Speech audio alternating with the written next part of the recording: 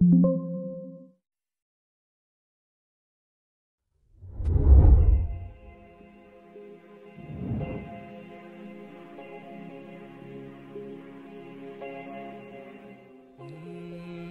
আছে, মুসলিম মেয়েরা চাঁদের মতো হবে না যে সবার দৃষ্টি আকর্ষণ করবে, বরং মুসলিম মেয়েরা হবে সূর্যের মতো যা সকলের দৃষ্টি আনত করবে।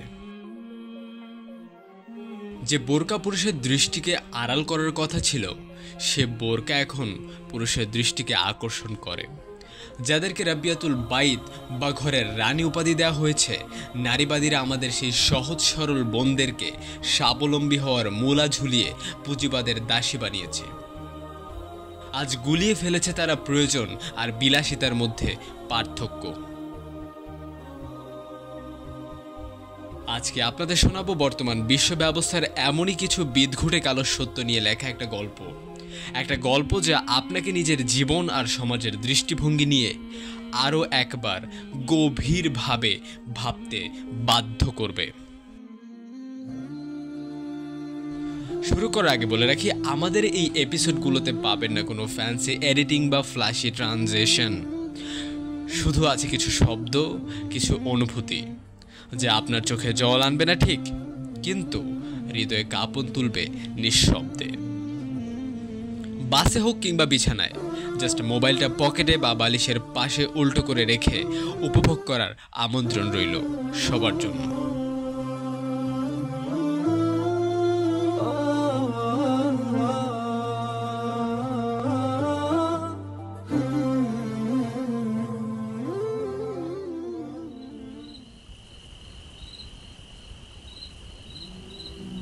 নিঝুম রাত, কোলাহলমুক্ত চারপাশ, নিস্তব্ধ নগরী, কোথাও কোনো শব্দ নেই। রাস্তার ল্যাম্পপোস্টগুলো মিটিমিটি জ্বলছে। ফাইরুজ অশান্ত মনে কফির মগ হাতে দাঁড়িয়ে আছে। আজকের কফি তার কাছে বিষাদ লাগছে, অথচ সে কফি প্রেমী। মন যখন খারাপ থাকে তখন প্রিয় জিনিসও অপ্রিয় হয়ে যায়। এই আধার রাতে তার চোখে ঘুম নেই। ঘুম না থাকারই কথা। সংসারে অশান্তি, বসের করা ঝাড়ি, এসব আর ভালো লাগে না তার। সংসারে অশান্তি হলে বিশাল এই পৃথিবীটা তখন বদ্ধ কুয়ো মনে হয়।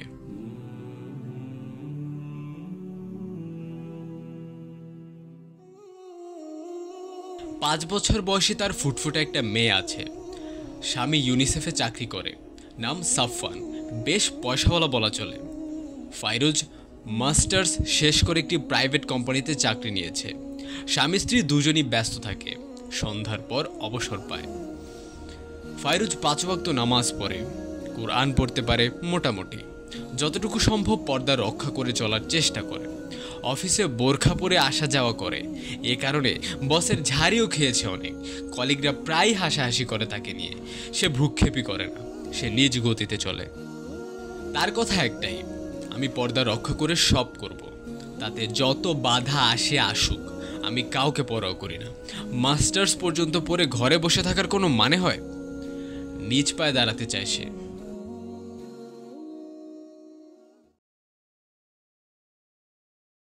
স্বামী স্ত্রী সারাদিন অফিস করে সন্ধ্যায় বাসায় ফেরে। ছোট্ট মেয়েটা এতিমের মতো বুয়ার কাছে মানুষ হতে থাকে। দিন শেষে স্বামী স্ত্রী দুজনই ক্লান্ত, কিন্তু বাচ্চা মেয়েটা মা মা বলে কোলে উঠতে চায়, মায়ের সোহাগ পেতে চায়। ফাইরুজ মেয়েকে কোলে নিয়ে একটু আদর করে বুয়ার কাছে পাঠিয়ে দেয়। ক্লান্ত শরীরে কি আর মায়া কাজ করে? তখন মনে চায় বিছানায় চড়ে ঘুমের রাজ্যে হারিয়ে যেতে। দেখুন, ইসলাম নারীকে কর্মের অধিকার দিয়েছে, তাই বলে নিজের আসল সত্তা ভুলে ব্যক্তি সত্তাকে উজাড় করে দিয়ে নয়, শর্ত সাপেক্ষে। এ যুগে এত শর্ত মেনে নারীদের চাকরি করাটা আসলেই কষ্টসাধ্য ব্যাপার।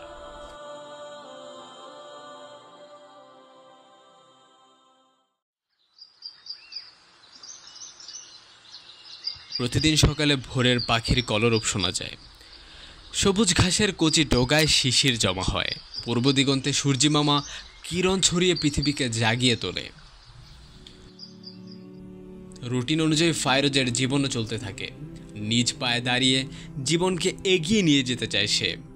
স্বামীর পয়সা আছে, তবুও সে কিসের এক মোহটানে আবদ্ধ হয়ে আছে। তার ভাষ্য হলো, স্বামীর আছে তাতে কি, তার নিজের তো কোনো উপার্জন নেই, স্বামীর কাছে হাত পাততে হবে, এটা সে কিছুতেই চায় না। এখন যুগ বদলেছে, মানুষ পাল্টেছে, সরকার নারীর অধিকার দিয়েছে, নারীর ক্ষমতায়ন এখন আকাশচুম্বী। নারীর ক্ষমতায়নের এই স্বর্ণযুগে এত পড়ালেখা করে এভাবে হাত গুটিয়ে বসে থাকার কোনো মানে হয়? ফেসবুক, ইউটিউবে ঢুকলে হরেক রকম নারীদের দেখা যায়। এক একজন এক এক আইটেম নিয়ে নানা রকম পসরা সাজিয়েছে, পণ্যের প্রচারণার জন্য লাইভ করছে। শুধু লাইভ করছে বললে ভুল হবে, নিজেকেও নানান অঙ্গভঙ্গিতে প্রদর্শন করছে। ফাইরোজ এসব দেখে আর ভাবে, সবাই পারলে পর্দার ভেতর থেকে আমি কেন ব্যবসা করতে পারবো না? কলিগদের উপহাসের পাত্রী আর হতে চাই না, বসের কুদৃষ্টি আর ভাল লাগে না।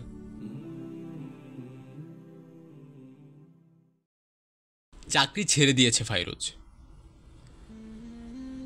চাকরি ছেড়ে দেওয়ায় সাফওয়ান বেশ খুশি।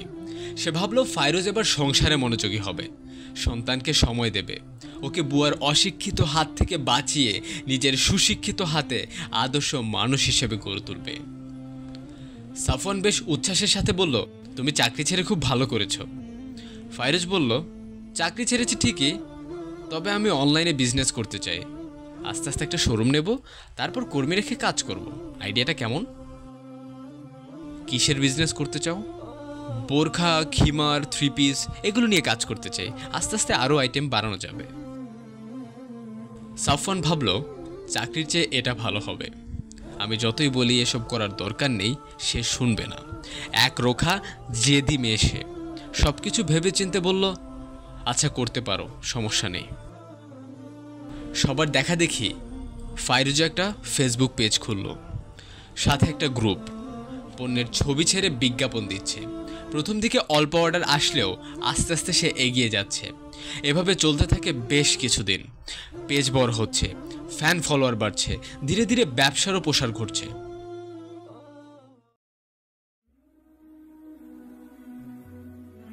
আজকাল জেনারেল মেয়েদের পাশাপাশি বোরখা পরা মেয়েগুলো নিজেদের মডেল বানিয়ে নিয়েছে। পার্কে, বাসার ছাদে কিংবা সুন্দর মনোরম পরিবেশে বোরখা পরে ভিডিও লাইভ করে বোরখা খিমারের বিজ্ঞাপন দিচ্ছে। কখনো বা নিজের পর্দাপিত ছবি আপলোড করছে। যে বোরখা পুরুষের দৃষ্টিকে আড়াল করার কথা ছিল, সে বোরখা এখন পুরুষের দৃষ্টিকে আকর্ষণ করে। ছবি দিয়ে ভিডিও লাইভে এসে পণ্যের পাশাপাশি নিজেরও মার্কেটিং করে যাচ্ছে তারা। বলি কি, বেড়ায় যখন ক্ষেত খায়, ক্ষেতের তখন উপায় কি? ফাইরোজ এসব দেখে নিজের পর্দাবৃত ছবি আপলোড করে বিজ্ঞাপন দেওয়া শুরু করলো। কখনো কখনো বোরকাবৃত অবস্থায় ভিডিও লাইভ করছে। আস্তে আস্তে তার ব্যবসা বড় হতে থাকলো। অনলাইনে সারাদিন বুধ হয়ে থাকে। কাস্টমার আর বিজ্ঞাপন নিয়ে সময় চলে যায় তার। এদিকে ছোট্ট মেয়েটা অশিক্ষিত বুয়ার সাথে দিন কাটায়। নেপোলিয়ন বলেছিল, আমাকে একটি শিক্ষিত মা দাও, আমি তোমাকে একটি শিক্ষিত জাতি দেব। অথচ ফাইরোজের মতো মেয়েরা নিজেরা শিক্ষিত হয়ে অশিক্ষিত বুয়ার হাতে সন্তানকে তুলে দিচ্ছে আর নিজেকে সঁপে দিচ্ছে পুঁজিবাদী দাসত্বের কারাগারে। এটাই কি হওয়ার ছিল? আর ছোট্ট মেয়েটাও মায়ের আদর থেকে বঞ্চিত। সাফওয়ান বাসায় এসে যতটুকু পারে সময় দেওয়ার চেষ্টা করে, কিন্তু মা আর বাবা কি সমান? বাবারা সন্তানকে আদর করে অবসরে, আর মায়েরা সন্তানের সাথে থাকে 24 ঘন্টা। আসলে ক্যারিয়ারিজমের এই ইফেক্ট আমাদের ভবিষ্যৎ বংশধরদের উপরও খুব বাজেভাবে প্রভাব ফেলেছে। ভালোবাসা বিকিয়ে বাবা মায়েরা সন্তানকে উপহার দিচ্ছে ভোগ বিলাসিতার জীবন। বাবা মায়ের একটুখানি আদর পরশ পেতে সন্তানদের তৃষিত চাতক পাখির ন্যায় অপেক্ষা করতে হচ্ছে ছুটির দিনগুলোর জন্য।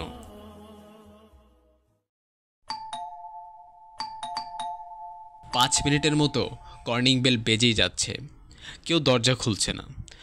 ফাইরোজ অনলাইনে ব্যস্ত, বুয়া বাসায় নেই।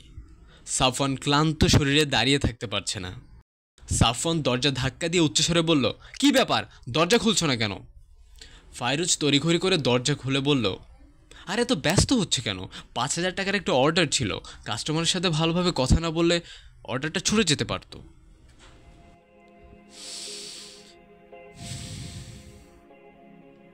সাফওয়ান কোনো প্রত্যুত্তর করল না, রাগে চোখ দুটো লাল হয়ে আছে। কোনো কথা না বলে ফ্রেশ হয়ে বিছানায় শুয়ে পড়ল। ফাইরুজও কথা বাড়ালো না, নিজের কাজে মন দিল। ছোট্ট মেয়েটা মায়ের পাশে এলো পাথারিভাবে ঘুমিয়ে আছে, বোঝাই যাচ্ছে কাঁদতে কাঁদতে ঘুমিয়ে পড়েছে। সাফওয়ান না খেয়েই ঘুমিয়ে পড়েছে। ফাইরুজ ভ্রুক্ষেপই করল না সেদিকে। সকালে বুয়া নাস্তা বানিয়ে দেয়, সাফওয়ান অফিসে চলে যায়। দুপুরের রান্নাটা কোনো রকম সেরে অনলাইনে বুঁদ হয়ে থাকে ফাইরুজ। ঘরে অন্যান্য কাজের কথা বিলকুল ভুলে যায়। বুয়া কয় দিক সামলাবে। রাত 12টা-1টা পর্যন্ত অনলাইনে বুঁদ হয়ে থাকে ফাইরুজ। সংসার ছন্নছাড়ার মতো এলোমেলো হয়ে যাচ্ছে। নামাজ কালামও ছেড়ে দিয়েছে। 1 ওয়াক্ত পড়লে 4 ওয়াক্তের খোঁজ থাকে না। স্বামী ডাকলে যায় না, অথচ স্বামীর ডাকে সাড়া না দিলে ফেরেশতাগণ তাকে অভিশাপ দিতে থাকে। এ সব কিছুই সে জানে, বোঝে, তবু অনলাইন আর ব্যবসার নেশায় সব ভুলে যায়।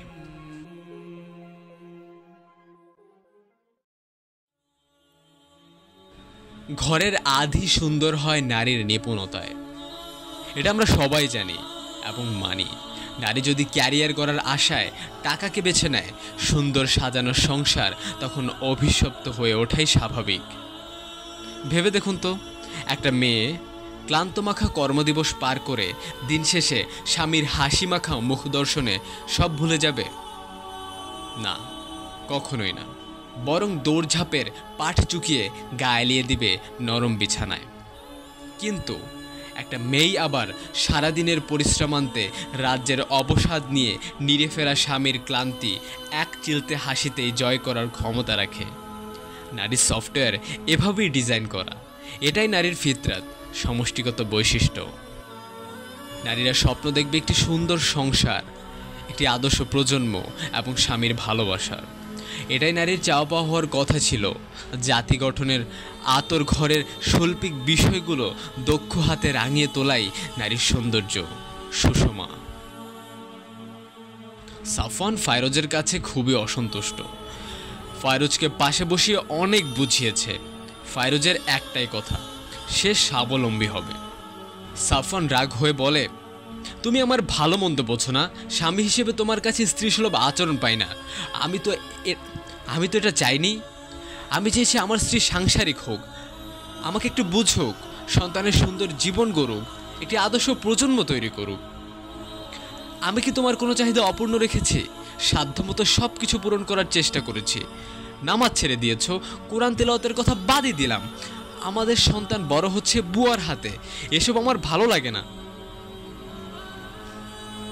ফাইরোজ ভ্রু কুঁচকে বলল, আমি কি তোমার দাসী?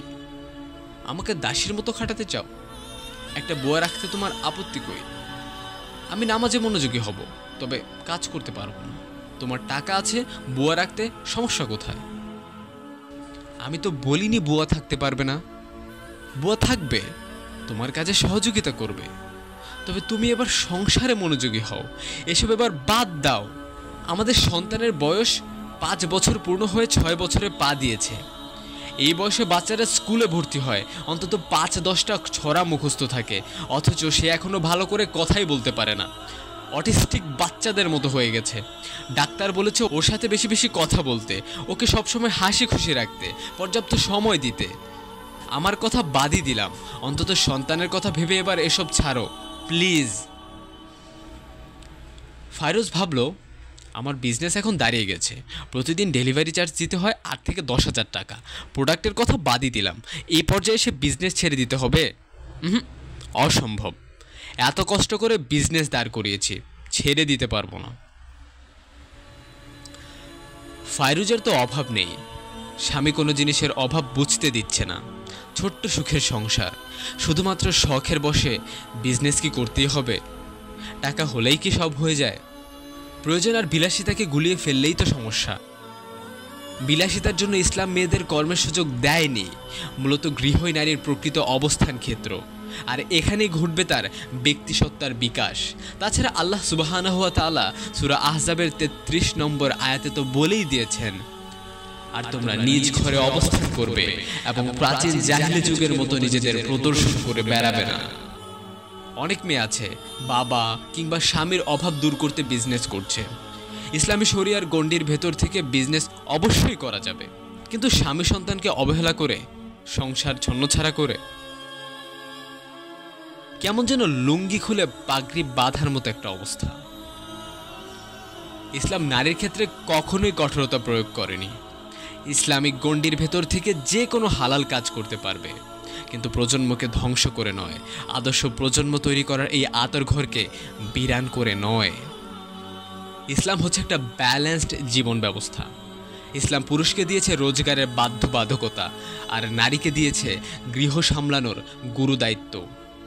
এমন ইনসাফপূর্ণ সমতাকে যারা প্রশ্নবিদ্ধ করে, তারা আসলে সমতার ডেফিনেশনই জানে না। নারীবাদীরা আমাদের সহজ সরল মেয়েগুলোকে স্বাবলম্বী হওয়ার মূলা ঝুলিয়ে পুঁজিবাদের দাসী বানাতে চায়। এতে করে সীমিত বিনিয়োগে ইন্ডাস্ট্রিয়াল গ্রোথ বাড়ানো যায়, পণ্য বানিয়ে সস্তা বিজ্ঞাপন দেয়া যায়, ঝোপ বুঝে কোপ মেরে নারীকে ভোগ করা যায়। ইদানিং জেনারেল পড়ুয়া দিগ্ভ্রান্ত নারীদের পাশাপাশি আমাদের দিনী সমাজে একটা প্রথা চালু হয়েছে, আর তা হচ্ছে নিজের কিছু করা দরকার, নিজ পায়ে দাঁড়ানো দরকার। এই সমস্যার অন্যতম কারণ হচ্ছে আমাদের শিক্ষা ব্যবস্থা। আমাদের শিক্ষা ব্যবস্থায় সফলতার মানদণ্ড ধরা হয় ক্যারিয়ারকে। পুচকে মেয়েটা যখন পড়তে চায় না, বাবা মায়েরা তখন বলেন, না পড়লে নিজের পায়ে দাঁড়াবে কিভাবে?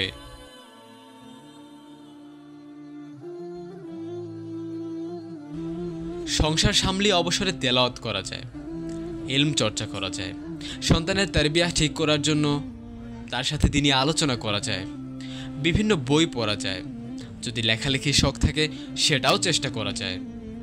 ক্যারিয়ার গড়ার জন্য চাকরি ব্যবসায়ী কেন বেছে নিতে হবে? ফাইরুজ তার সিদ্ধান্তে অটল। সে কিছুতেই বিজনেস ছাড়বে না। বিজনেস আকাশচুম্বী করে দপ করে ছেড়ে দেওয়া তার পক্ষে সম্ভব না। অন্যদিকে সাফওয়ান কষ্টে, ক্ষোভে, আধারে ডুকরে কাঁদে। তার চারপাশ বিষণ্ণ হয়ে উঠেছে। দিনের কর্মব্যস্ততা শেষে একমুঠো সুখের অভিলাষে সে ঘরে ছুটে আসে, কিন্তু সুখ সে তো হারিয়ে গেছে বহু আগে।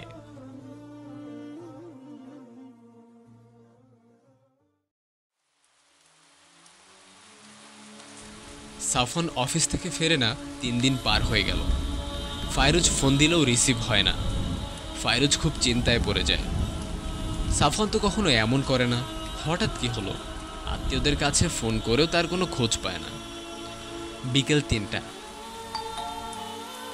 কর্নিং বেলের আওয়াজ শুনে ফাইরুজ দরজার দিকে ছুটে যায়। সে ভাবে নিশ্চয়ই সাফওয়ান ফিরে এসেছে। দরজা খুলে দেখে ডেলিভারি ম্যান দাঁড়িয়ে আছে। ফাইরুজ পার্সেল নিয়ে ঘরে আসে, র্যাপিং পেপার দিয়ে মোড়ানো। ফাইরুজ বেশ উচ্ছ্বাসের সাথে সেটা খুলতে থাকে। পার্সেল খুলে দেখে ডিভোর্স পেপার, আর তার সাথে একটি ছোট্ট চিরকুট, আর তাতে লেখা, আমি একজন সহধর্মিণী চেয়েছিলাম, সহকর্মী নয়।